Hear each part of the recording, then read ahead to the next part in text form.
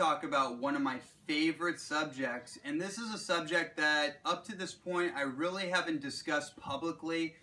It comes up a little bit here and there in my lectures, a lot more in my private conversations, and I feel like it's time to start really bringing this to the forefront, at least in the work that I'm doing, and that's the discussion of psychedelic or quote-unquote hallucinogenic, but I think the perfect term is entheogenic plant-based medicines. And when we think of power plants in the world, we're thinking of plants that have been revered historically. They have a long track record of ethnobotany. Ethnobotany is the study of botanical plants that have been historically used. It's referencing the historical or cultural use of certain botanicals. So this is so fascinating to me, and I have a good amount of experience in this world, and I continue to get more experience on it, is the study of psychedelics. Let's just use that word for a second. The word psychedelic actually translates into mind manifest. Oftentimes people think, oh, something's a psychedelic, it must be a hallucinogen. It makes you hallucinate, right? See mirages, see fantasies, see little green gnomes running around out of the woodwork, things that don't exist, right? It signals some part in the neurochemistry that causes you to hallucinate.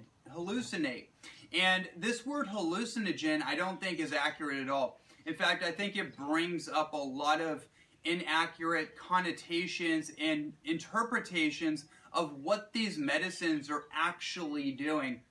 And now there's a lot of clinical research to verify what the ancient shamans and indigenous people in different sects in the world have known for hundreds to thousands of years.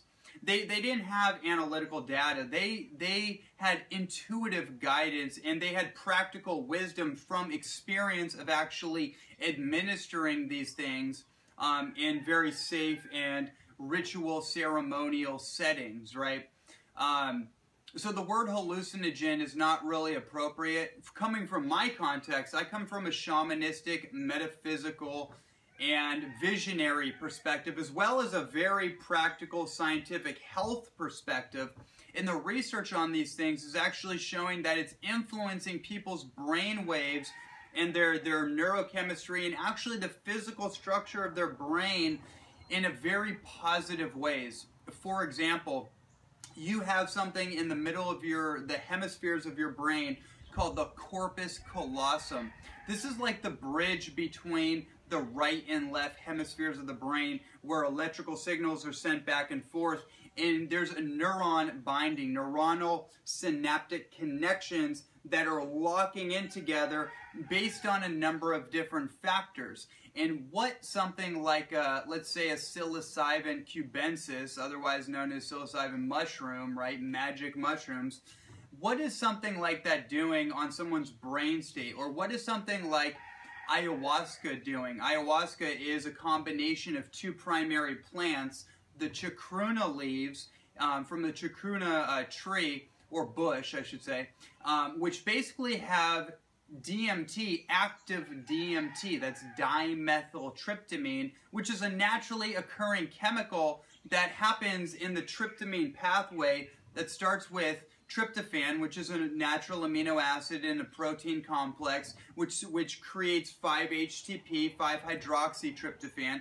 You may have heard that as an antidepressant or sleep-aiding supplement. That converts into serotonin, that converts into melatonin, and eventually it finds its way as dimethyltryptamine. And there's an interesting book called The Spirit Molecule, which is theorizing that DMT is the very molecule that the brain secretes when we have a deep sleep. We have deep REM sleep. Rapid eye movement sleep is what REM stands for. Deep theta wave sleep, right? The DMT is actually what is signaled and causes us to have luminescent dreams, lucid dreams. It's also theorized as the chemical that is secreted and floods the brain when someone exits the body, when they transition out of the body. And I would actually say it's probably true when someone enters the body. When someone's soul incarnates into their physical body, into the midpoint of their sacred heart, I would imagine that it's probably the same thing. There's probably a dopamine, or a DMT secretion and rush that causes, you know, whatever that causes. I imagine that's probably the same thing going on. So anyways, the point is that ayahuasca has the chacruna, and that the DMT is very active in the chacruna leaves. But what happens in the human biology, in the human digestive system, is that we have a DMT inhibitor. Monoamine oxidase is what it's called. And this is set up naturally because DMT is actually more prevalent in nature than we actually think it is. It's all over the place. It's naturally occurring in wild grasses, for example. So the idea is that if we didn't have that natural inhibitor, we would be riding high all the time, assuming that we're in a natural setting, a natural indigenous agricultural setting where we would be foraging wild plants that may actually have traces of DMT in it. So that inhibitor is set up by nature. But then on the other end is what's called the Banisteriopsis caapi vine, right? So that's kind of known as the serpent's vine of the ayahuasca mix. And when you bring those two things together, it creates the perfect harmonization, the perfect synchronization, where those chemical constituents actually work perfectly when ingested by a human being. And what's interesting to me about the chemical perspective of these things is that it actually seems to shut off certain motor functions in the brain, or certain self-editing functions, mechanisms that are set up in the physiology of the brain, that are set up there to actually act as a filtration device between the vast amount of data, the stimulation that we're taking in every day. Whenever you're watching a movie, you're having a conversation, you're driving down the road, your brain stores information like a recording device, and it's set up to actually filter out the non-relevant information, or that it's not consistently relevant with our current experience. And that actually keeps us in a very mundane, very regimented, scheduled, linear, almost like left brain frame of consciousness every single day. So what happens when you take these things, especially ayahuasca, is that it shuts off the self-editing regulation device, and then all this stuff floods in. And it's really essentially all the stuff that's already born into you and built into you. And it allows you to actually see yourself for the first time in a lot of cases. It's something that I don't think that you can really experience through transcendental meditation or even intense breath work. Although I do know people that say otherwise, that they say that they can experience those heightened states through intense breath work. But what's cool about this to me is that this is like a fast track. This is something set up by nature. This is not set up in a laboratory. This is actually modalities and tools given to us by the Creator that allow us to bypass a lot of that self-discipline process and immediately reveal ourselves to ourselves.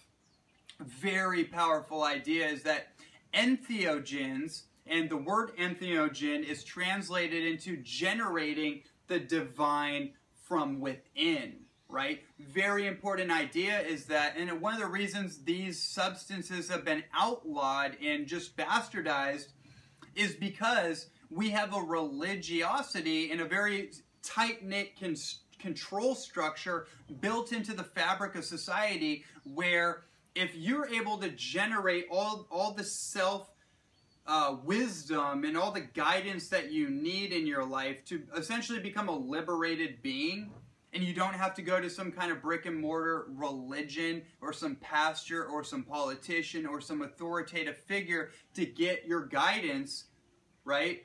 You can do that from within. You can generate essentially the feeling of communing with God from your own volition. Then it really puts the control structure at a disadvantage, right? And that's kind of the basic idea of why these things have been outlawed and just really bastardized, and why the word hallucinogen is so conventionally referenced in reference to these substances. It's like it's just it's a mirage, it's a fantasy, it doesn't exist, it's not real, right? It's a lie.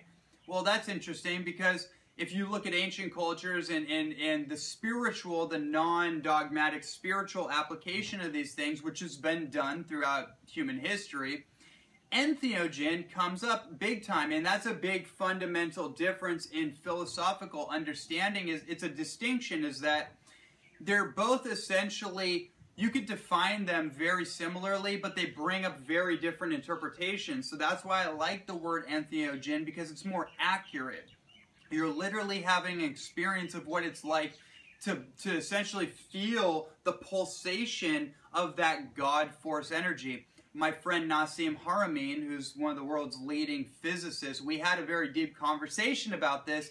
He may call that the formulaic unified field of reality. Is that it's not necessarily God, but it's the fabric of reality. It's the formula for what we call God. Here's the thing. Doesn't really matter what you define it as long as you acknowledge that that force, that presence exists, indivisible, independent of our label of it. It's how you use these things. And that's what these substances ultimately, to me, are all about, is it teaches you how to utilize that force of God, or that unified field, the morphogenic resonance field, however you want to label it. It teaches you, it shows you how to utilize it for your greatest expression, and not only for your greatest benefit, but how to be in harmony with the rhythms and the harmonics of nature, so we can stop cutting down the rainforest and building more nuclear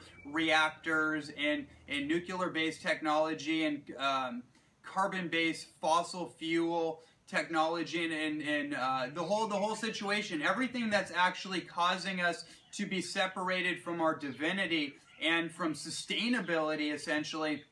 These substances help to teach. It strengthens your immune system, but it's definitely not like a supplement. It's not like a quick fix kind of thing. The thing about these substances that everyone needs to know, and why I'm not just publicly promoting them, is that they have to be done with respect and a sense of sacredness, and the understanding that you're about to go into a possibly very tumultuous experience in a certain amount of time. You're going to fast track, you're going to concentrate a very powerful experience that's very transformative, but you have to be of the right state of mind to go into it.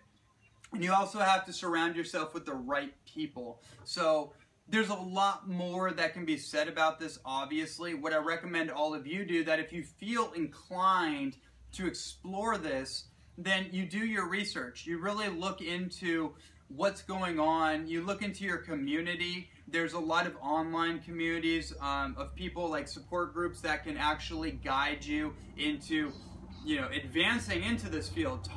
Connecting with the right shaman, the right ayahuasquero, who is a shaman essentially that administers ayahuasca and then actually holds space for people that are doing ceremony.